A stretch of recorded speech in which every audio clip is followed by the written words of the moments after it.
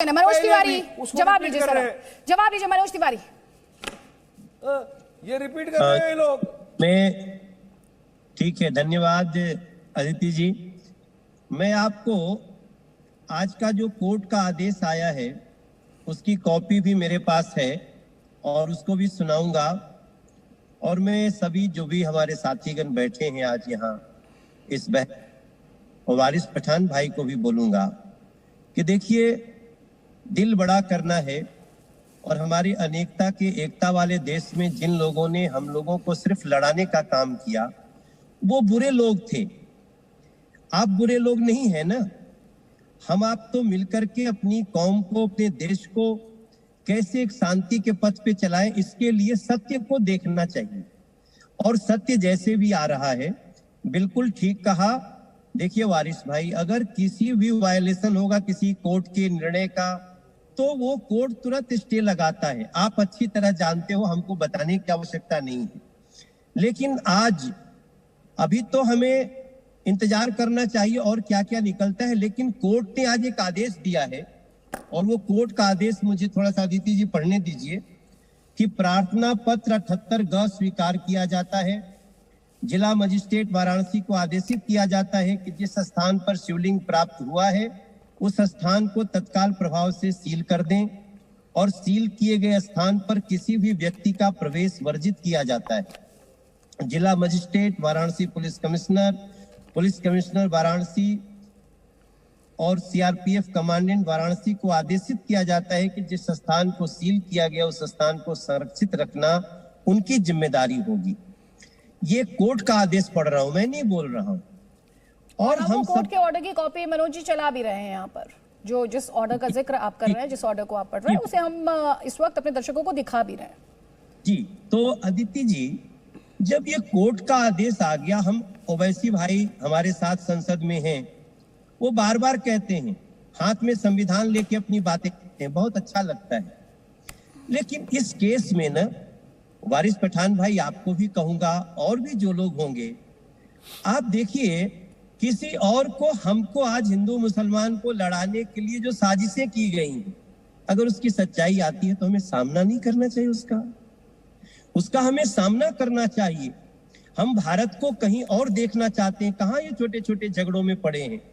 और कोर्ट जो कहेगा हम उसी को सत्य मानेंगे। आज जो ठीक है, जवाब लीजिए वारिस पठान। जो प्राप्त हुआ है उसके बाद हमें कुछ कहना शेष नहीं रह जाता सत्य के लिए। आप जो एक बार बार बात बोलते हैं कि ये वायलेशन, वो वायलेशन हो गया, एक ऐसा सत्य आया है जहां हमको आपको ये विचार करना पड़ेगा कि अगर और भी कहीं ऐसे विवाद है, सर्वे हो जाए, दूध का दूध पानी का पानी हो जाए। हमको आपको लड़ने का क्या जरूरत है? ठीक है मनोज जी, जवाब लीजिए वारिस पठान। देखिए, मनोज भाई ने बड़ी अच्छी अच्छी बातें की। उन्होंने ये भी कहा कि दिल बड़ा कर लीजिए वारिस भाई। मैं कहना चाहता हूं मनोज भाई, आप भी अपना दिल बड़ा कर लीजिए ना एक मर्तबा। चलिए, आप भी दिल बड़ा कर लीजिए और बोल दीजिए कि नई जो प्लेसेस ऑफ वर्शिप एक्ट है 1991, उसका हम पूरी तरह से पालन करेंगे। जो सुप्रीम कोर्ट ने बाबरी मस्जिद की हियरिंग के वक्त ऑर्डर दिया था कि ना उसका नेचर और कैरेक्टर को बदली नहीं कर सकते, प्लेसेस ऑफ वर्शिप एक्ट को उन्होंने मानते हुए कहा था, उस चीज का पालन करिए। चलिए, बड़ा दिल करिए, कहिए ठीक है, वहां पर हम छोड़ देते हैं जगह को। चलिए, आपकी आस्था हमारी आस्था का कोई नहीं है। कम से कम सुप्रीम कोर्ट और संविधान की तो लाज रख लो। कम से कम पार्लियामेंट के पास किए कानून की लाज रख ले मनोज भाई। हम लोग यहाँ बैठकर, आप तो पार्लियामेंटेरियन है, आप मेरे मित्र भी, आप जानता हूं आपको अच्छी तरह से, आप तो अच्छे आदमी है, तो क्यों नहीं करते आप? ये बताइए, क्या संविधान, पार्लियामेंट का कानून, सुप्रीम कोर्ट का आदेश सब वायलेट करके, सबका वायलेशन करके लोअर कोर्ट में जाकर एक इस तरह का आदेश लाना जिससे राज्य में, देश में एक अराजकता का मामला फैल जाए, जिससे पूरे देश भर में नफरत का माहौल फैल जाए, क्या ये उचित शोभा देता है सरकार को? सरकार की जिम्मेदारी बनती है कि देश में कायदा कानून सर्वोच्च रहे, माहौल बना रहे, खराब न हो। देश का माहौल खराब कर रहे हैं, पार्लियामेंट के, संसद के कानून की अवहेलना कर रहे हैं, ये आरोप लगा रहे हैं वारिस पठान। जवाब ले लीजिए सर, जवाब ले लीजिए। लेकिन आपने अभी तक मुझे बताया नहीं। जब वापस आपको मंच दूंगी तो फिर मैं आपसे सवाल पूछूंगी कि जो सर्वे का ऑर्डर था उसे इंप्लीमेंट किया जाना चाहिए था या नहीं किया जाना चाहिए था, उसका जवाब आपको भी देना है। मनोज तिवारी, मैं बहुत संक्षेप में बताना चाहता हूं कि जिस कानून की बात वारिस पठान जी कर रहे हैं, वो कानून से, इस सर्वे से कोई मतलब नहीं है।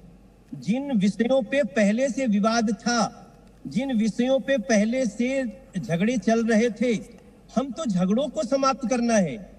जिस आप एक्ट की बात कर रहे हैं, उसके बाद के बहुत सारे जो उस समय भी जो विवादित जगह थे, उसके ऊपर न्यायपालिका काम कर रही है। पहली बात, ये अभी का नहीं है। आप जिस एक्ट की बात कर रहे हैं, जो वर्शिप एक्ट है, उसमें ये सारे विवाद आज से नहीं, उस एक्ट के पहले से भी है। दूसरी बात, हमें झगड़ा समाप्त करना है ना वारिस पठान जी, हमें आपस में प्रेम भाईचारा लाना है ना। तो जहां जहां इस तरह की बातें उठेंगी, हम आप अगर चुप हो जाएं तो क्या वो खत्म हो सकती हैं?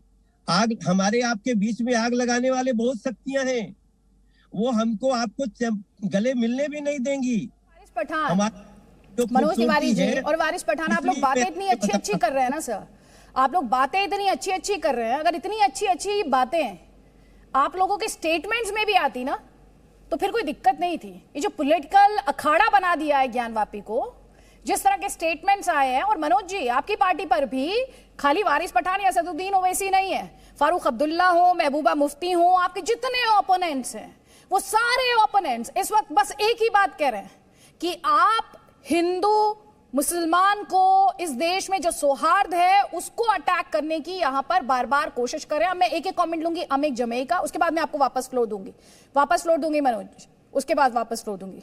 अमिक जमई, गजब की सेटिंग है मनोज तिवारी भाई में और हमारे वारिस पठान साहब, एक दूसरे की तारीफ करते हुए। और यही दो लोग हैं जो इस देश के अंदर हिंदू मुस्लिम में जो झगड़े हैं, फसाद हैं, टेलीविजन के जरिए, अपने सोशल मीडिया के प्लेटफॉर्म के जरिए पूरे नफरत का माहौल यूपी में बना हुआ है। आदित्य जी, मैं सिर्फ लीगल पहलू से समाजवादी पार्टी करते 2-3 पॉइंट में रखना चाहता हूं। देखिए, ये आज कोई फैसला तो आया नहीं, कमीशन की एक रिपोर्ट कंप्लीट हुई है जो माननीय कोर्ट में जाएगी। हम आज ही ये फैसला करने लगे कि उसके अंदर क्या मिला या क्या नहीं मिला। मनोज तिवारी भाई जिस संसद से आते हैं, वो संसद देश का कानून बनाता है, तो जाहिर सी बात है कि मनोज तिवारी भाई हम लोगों के बीच में संसद में जो कानून बनता है उसके प्रोटेक्टर हुए, उसके बनाने वाले। तो मैं इनसे पूछूंगा कि जो इनकी पार्टी है भारतीय जनता पार्टी और आरएसएस, क्या आप प्लेसेस ऑफ वर्शिप एक्ट 1991 को बदलने जा रहे हैं या नहीं जा रहे हैं? ये देश की जनता को बताइए, क्योंकि बगैर वर्शिप एक्ट को बदले देश में राम मंदिर को छोड़कर जब 9 नवंबर 2019 को फैसला आया, तो ये बहुत साफ फैसला था। हिंदुओं को, मुसलमानों को बहुत साफ बता दिया गया था कि आप इससे एग्री हो या ना हो, जो फैसला होगा ये मानना होगा। मुसलमानों को मालूम था, जब फैसला आया कि मंदिर के गिराने के का कोई साक्ष्य नहीं मिला, तो मुसलमानों ने इसके बावजूद भी कि भैया 1000 साल का झगड़ा है, सैकड़ों साल का झगड़ा है, ये हमारी जो जनरेशन है ना, हिंदू है, मुसलमान है, सिख है, ईसाई है, हमारे देश को आगे जाना है। तो मुसलमानों ने अपना दिल चौड़ा करके अपने हिंदू भाइयों के लिए, कौमी एकता के लिए, इस देश के संविधान के लिए कहा भैया इसको खत्म करो। अब ये जैसे खत्म हुआ, और जब पंडित रविशंकर साहब जो कि इंटेलेक्चुअल्स थे, और जब वो सारे समाज से बात कर रहे थे, तो सारे समाज में एक सहमति बनी थी कि अब इसके बाद कोई नया झगड़ा इस देश में नहीं खड़ा होगा। तो मैं पूछना चाहता हूं कि ये नए झगड़े की वजह क्या है? क्यों मनोज तिवारी भाई की पार्टी जो है आज पूरे देश के अंदर अब लेंगे काशी, कर लेंगे मथुरा, कर लेंगे ताजमहल, इन्हीं के लोग तो कर रहे हैं। तो मनोज तिवारी भाई, आप जरा अपनी पार्टी के लोगों को समझाइए, नेतृत्व को समझाइए। जवाब ले लीजिए। लेकिन अमित जमई जी, इस देश में कानूनों को अपहोल्ड करने के लिए कोर्ट कचहरी अदालतें बैठी हैं, वो अपना काम करेंगी। सुप्रीम कोर्ट के अगर ये सुन लीजिए सर, प्लीज आपको सियासत करनी है वो मैं समझ सकती हूँ, लेकिन एक प्रोसेस है, आप भी जानते हैं, वारिस पठान भी जानते हैं, और इस देश की जनता भी जानती है। तो सियासत आप कीजिए, लेकिन तथ्यों के आधार पर भ्रमित मत कीजिए किसी को भी। Presenting B News app available on Google Play and App Store. Download it now.